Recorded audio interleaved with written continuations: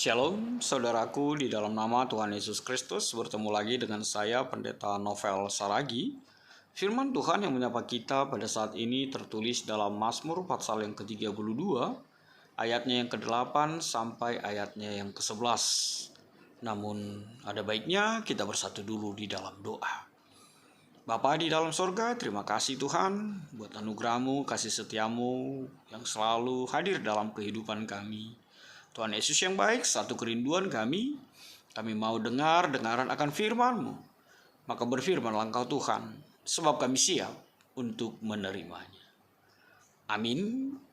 Shalom saudaraku di dalam nama Tuhan Yesus Kristus. Seperti yang saya sebut tadi, bahwa firman Tuhan yang menyapa kita tertulis dalam Mazmur pasal yang ke-32, ayatnya yang ke-8 sampai ayatnya yang ke-11. Begini firman Tuhan.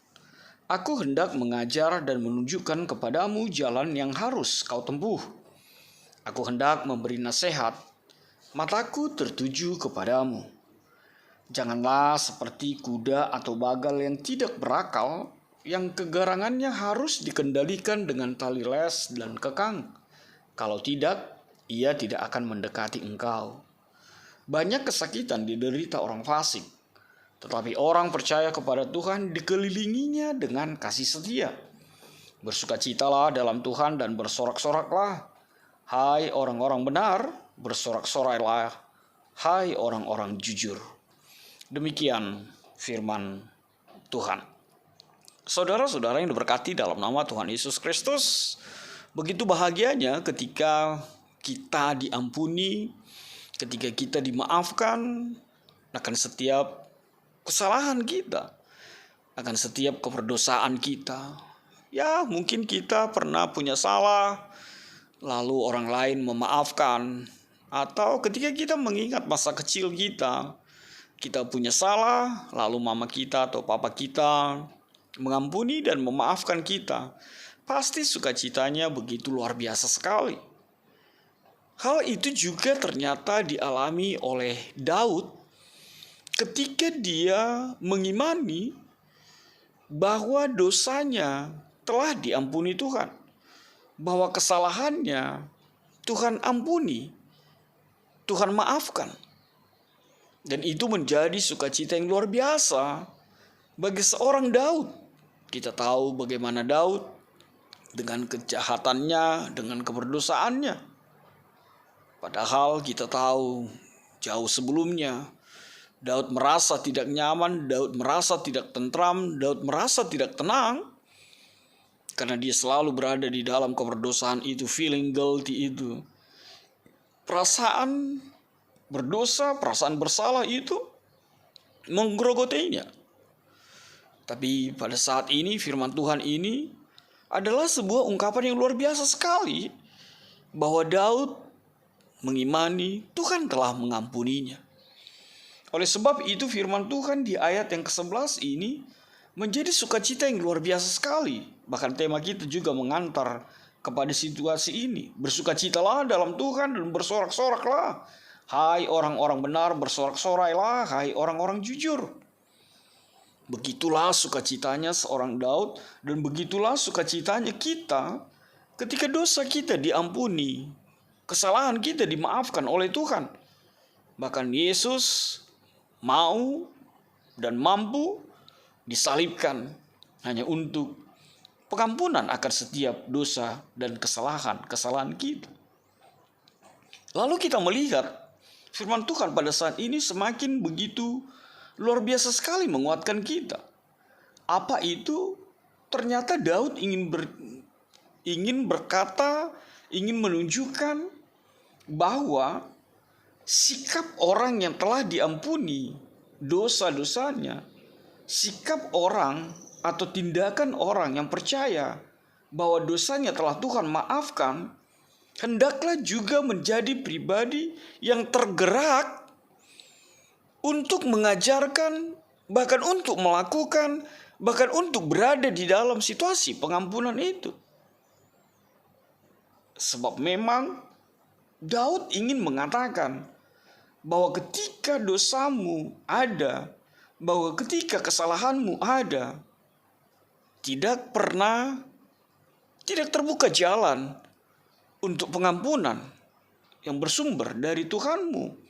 Seberat apapun dosamu, seberat apapun kesalahanmu, yang dibutuhkan adalah adakah pertobatan, adakah kekuatan menyesali diri, adakah keinginan untuk kembali dan meninggalkan dosa-dosa itu, bertobat, meninggalkan kesalahan, meninggalkan dosa-dosa yang lalu itu. Itu yang dibutuhkan. Itu yang diinginkan Tuhan di dalam kehidupan kita. Dan sekali lagi Daud ingin mengatakan bahwa dia menjadi pribadi yang diampuni. Dia juga akan mengatakan, dia juga akan memiliki tekad untuk memberikan atau mengajarkan pertobatan-pertobatan kepada orang-orang lain di tengah-tengah kehidupannya. Artinya apa? Daud ingin mengatakan, apabila Allah memulihkan dirinya, apabila Allah mengampuninya, dia juga akan mengajarkan ajaran pengampunan itu yang bersumber dari Allah itu kepada orang-orang lain sebagai pelaku-pelaku dari kejahatan di dalam kehidupan ini. Bahkan kerinduan Daud yang begitu luar biasa sekali, ia akan berbuat semampunya. Ia akan berusaha untuk dipakai Tuhan mempertobatkan orang-orang yang berdosa kepada Allah dan mampu menghibur mereka untuk sebuah pertobatan. Lihatlah apa yang dikatakan di dalam pasal 51 ayat 14 sampai ayat yang ke-15 itu. Dan Daud memberikan sebuah perbandingan. Perbandingan seperti apa? Lihatlah kepada pendosa-pendosa itu. Apa yang menjadi akibatnya dan mereka seperti apa di hadapan Allah. Ayat 9 mengatakan, janganlah seperti kuda atau bagal yang tidak berakal. Artinya apa? Janganlah tetap di dalam keberdosaanmu. Janganlah bersikap semaumu. Janganlah susah diatur. Bahkan dikatakan seperti kuda atau bagal. Sebenarnya Daud ingin mengatakan bahwa berada di dalam keberdosaan itu sama seperti bagal atau kuda yang tidak mau diajar dan harus dipukul dan harus dibanting agar mau berubah, agar mau menurut. Tapi Tuhan mau kita tidak seperti kuda atau bagal. Dan menjadi sebuah perbandingan ketika Daud memperbandingkan dirinya dengan hewan itu. Bisa kita melihat pasal 73 ayat 22 itu. Aku dungu dan tidak mengerti. Dan sekali lagi dia mau memperingatkan orang lain untuk tidak seperti kuda dan bagal yang harus dicambuk, yang harus dikekang. Tapi menjadi pribadi yang mau berubah dan bertobat, mendengarkan kebenaran firman Tuhan. Daud mau kita kembali sebagaimana Tuhan menghadirkan kita menjadi pribadi yang disukai Tuhan dalam kehidupan kita. Lihatlah apa yang dikatakan di dalam ayat 10 itu. Bahwa orang-orang berdosa itu, bahwa orang-orang yang tidak mau bertobat, yang tidak mau berubah itu akan mengalami kesakitan. Keberdosaan itu akan membinasakan. Ayat 10 itu mengatakan bahwa banyak kesakitan yang diderita orang fasik. Bukan hanya menghancurkan kegembiraan mereka yang bersifat duniawi, tapi keberdosaan itu, kebinasaan itu juga akan menghancurkan mereka. Bahkan mereka harus membayar mahal untuk setiap keberdosaan, untuk setiap kejahatan di mata Tuhan. Dosa-dosa itu akan mendatangkan kesakitan kalau kita tidak bertobat darinya. kesakitan itu bahkan berakhir kepada kematian kekal. Kesakitan itu adalah bagian dari hukuman dosa itu. Lihat apa seru Tuhan kita, ingat apa seru Tuhan kita. Dengan keberdosaan manusia yang pertama itu, Allahmu mengatakan, Yesus kita mengatakan, susah payahmu akan kubuat sangat banyak. Kita mengingat bagaimana Adam dan Hawa diusir dari dari Taman Eden itu. Dan Tuhan mengatakan susah payahmu akan kubuat sangat banyak. Maka saudaraku, bertindaklah bijak. Berbaliklah dari kejahatanmu. Agar kita tidak berada di dalam kesakitan-kesakitan dan kebinasaan-kebinasaan itu. Sebab upah dosa itu adalah maut. Sebab upah dosa itu adalah kematian. Dan lihatlah sebuah perbandingan yang berikut yang dikatakan di dalam ayat 10b itu. Tetapi orang percaya kepada Tuhan dikelilinginya dengan kasih setia. Sebuah perbandingan yang luar biasa sekali. Orang percaya itu, orang yang mau bertobat itu, Tuhan kelilingi dengan kasih setianya. Artinya apa? Mereka diyakinkan bahwa jika saja mereka mau percaya pada Tuhan dan tetap dekat kepada Tuhan, maka kasih setia Tuhan akan melingkupinya. Maka kasih setia Tuhan akan melingkarinya. Maka kasih setia Tuhan itu akan mengelilinginya. Artinya apa? Tuhan tidak akan pernah pergi meninggalkan mereka. Dan mereka juga berada di dalam kasih setia Tuhan. Lalu yang berikut, diperintahkan apa yang dinyatakan oleh ayat yang ke-11 itu. Diperintahkan Tuhan untuk hiduplah di dalam sukacita Tuhan. Untuk hiduplah mengucap syukur bersorak-sorai. Sebab sorak-sorai, sebab sukacita yang sesungguhnya adalah ketika dosamu, ketika dosa kita diampuni oleh Tuhan. Bukankah kita orang percaya adalah orang-orang yang bersukacita di atas penderitaan orang lain? Jangan salah memaknainya. Kita adalah orang yang bersukacita. Sebab Yesus mau menderita di kayu salib itu. Dan itulah kehidupan Kristen yang sesungguhnya. Kita bersukacita sebab Yesus kita itu disalibkan untuk memberikan pengampunan itu di dalam kehidupan kita. Oleh sebab itu, saudaraku di dalam nama Tuhan Yesus Kristus, biarlah tema kita saat ini juga menjadi kekuatan kita.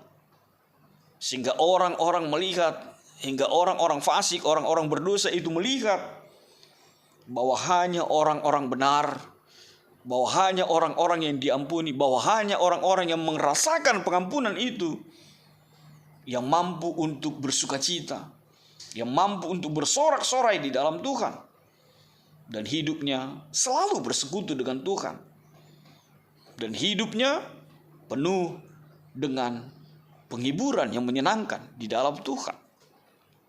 Maka saudaraku di dalam nama Tuhan Yesus Kristus, apa yang bisa menjadi penegasan buat kita pada saat ini? Yang pertama sekali, jadilah pribadi yang mau diajar Tuhan. Jangan seperti kuda dan bagal.